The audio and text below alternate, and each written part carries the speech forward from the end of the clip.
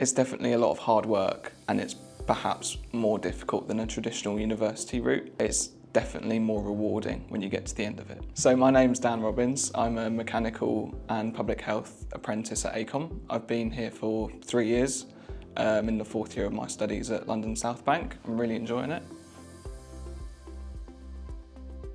Winning Apprentice of the Year was such a surreal experience. To be recognised for all the hard work and effort I've put into my apprenticeship was such an amazing achievement. It enlightened my passion for the industry, and knowing my peers, colleagues and people in the wider industry have recognised my achievement was such an amazing thing. I was always fascinated by problem solving and how things work and trying to make it better. That's what initially drew me to engineering. I wanted to do an apprenticeship because I wanted to get hands-on experience working with industry professionals, as well as enhancing my technical knowledge through university studies. It's enhanced my career by giving me an overview of building services and engineering as a whole.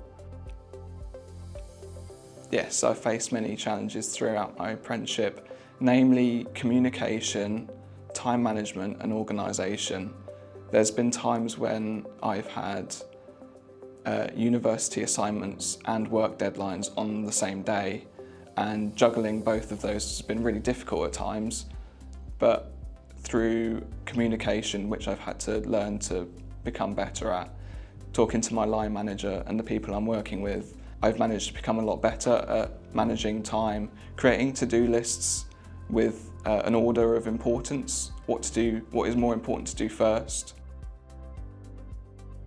A little while ago, I got the opportunity to project manage a small laboratory project with one of the electrical engineers, and together we designed and presented our design to the client twice.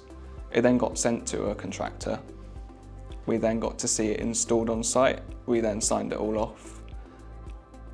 And we did the whole thing within time and under budget.